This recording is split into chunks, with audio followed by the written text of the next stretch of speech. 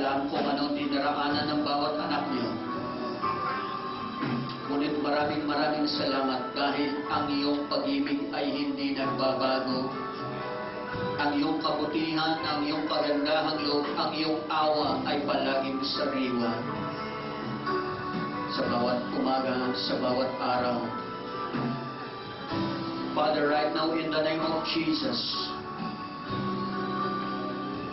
sa anumang mga kabiguan, anumang mga setbacks, anumang mga frustrations, meron ang bawat anak niyo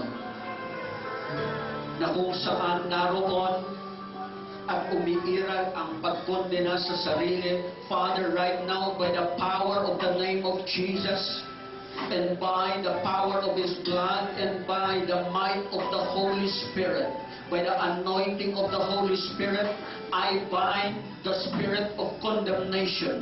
And right now, I bind the spirit of regrets. And I release today the spirit of no condemnation in Christ Jesus. I release even, yes, O Lord God, the ministry of your Spirit to minister unto us, being our comforter. Lord, that you are the author and the finisher of our faith.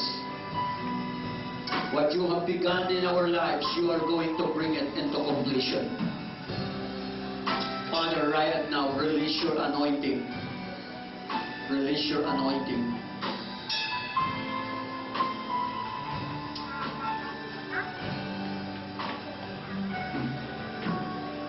Learn to love yourself. Learn to, come on, break free from your own condemnation. And don't think about what others are thinking about your life.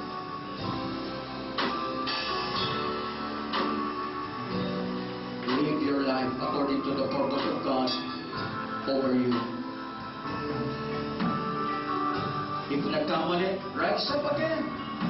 And run once more the race that God has appointed for you.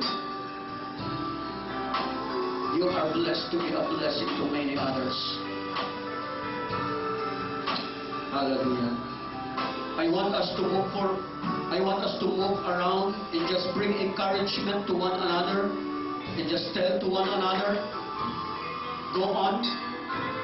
Huwag kang mawawala ng pag-asa sa iyong pangarap, patuloy na mangarap, patuloy na magpursige, knowing that God will always be with you. Come on, let's move around and minister to one another and just encourage people around you. Hallelujah.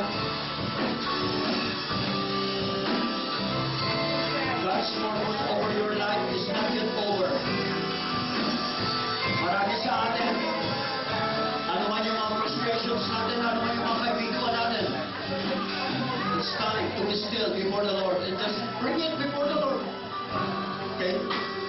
Maging sa mga pamilya natin, sa ama natin, ama ng tahanan o ina ng tahanan, o sa asawa natin. Keep on dreaming. Never give up on your dreams. Come on, find somebody to minister.